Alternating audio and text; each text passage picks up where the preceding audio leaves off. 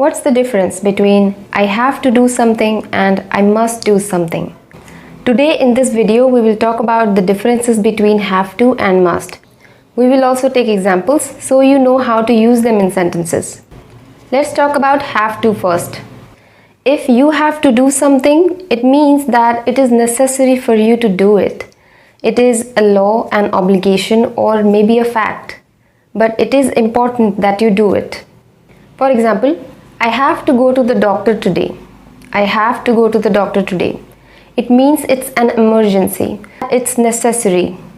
It means that it's something that absolutely needs medical attention. And you have to go there because you have no other choice. But if you say that you must do something, it means that it is necessary for you to do, but it is more often an opinion or a rule that you have made for yourself. For example, I must be at the meeting today. I must be at the meeting today. It means that I should be at the meeting. It is my opinion and my rule, and according to that, I should be at the meeting.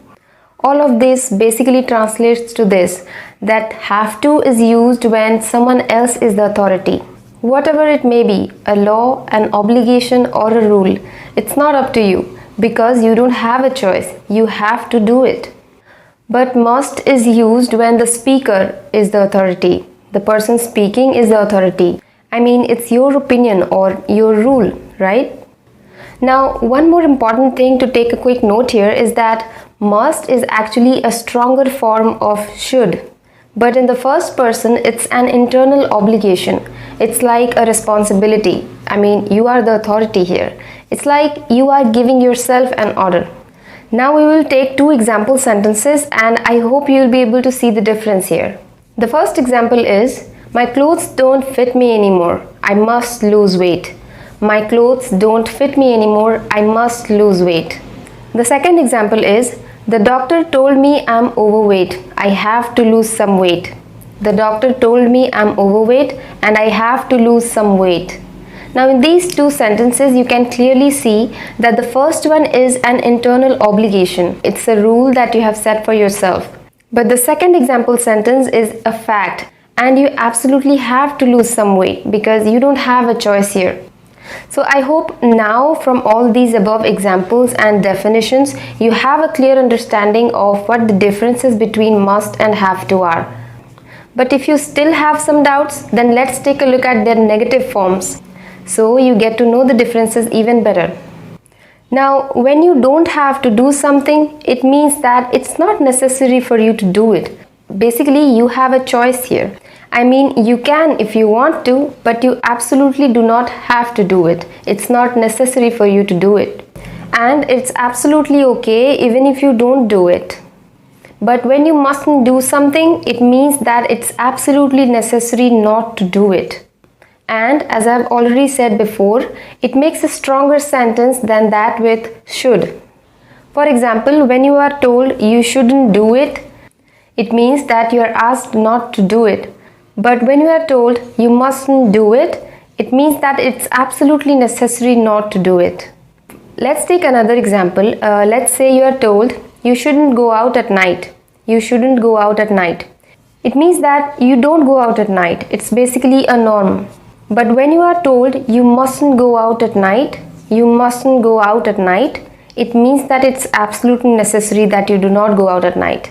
It may be because there is some danger outside, which makes it absolutely necessary that you do not go out at night. Now let's talk about all the different forms of these two words. Now must is the same for all the persons and numbers, but we use has to in case of third person singular. Now as for the sentence structure with these, they always take bare infinitive after them. For example, she has to take 2 buses to get to work every day. She has to take 2 buses to get to work every day. Or, they don't have to wear uniforms to school in the US. They don't have to wear uniforms to school in the US. Now sentences with must can be, when the traffic lights are red, you must stop. When the traffic lights are red, you must stop.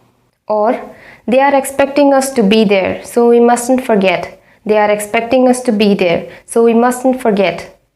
Now let's take a look at how you can turn these into question sentences. Now, must plus subject. This form of question is very unusual and not really common. It is grammatically correct, but it is not something that is often used. So the only format of question sentences that these two words can be used in is do verb, then the subject, and then have to, followed by the rest of the sentence. For example, do I have to go to the meeting tomorrow? Do I have to go to the meeting tomorrow? Or did they have to come so early? Did they have to come so early? Now, while talking about these two words in the past and future, you can say that must remains the same throughout, just like should. In fact, you can say that it doesn't have a past form. It is mostly used to represent the present and the future. But when you think that you need to use it in the past, you can always use had to, which is also the past form of have to.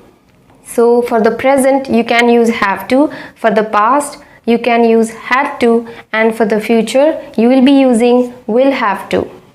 For example, we will have to go there ourselves to confirm the deal. We will have to go there ourselves to confirm the deal. Or we had to leave early as it was about to rain. We had to leave early as it was about to rain. So that's it for today, guys. This video was intended to be a detailed and thorough description of the two words must and have to. So after watching this video, you would have absolutely no doubts regarding these two words and how to use them in sentences. So if you found this video helpful, then do give it a like and subscribe to my channel. That would mean a lot. And thank you so much for watching. I will see you in the next one.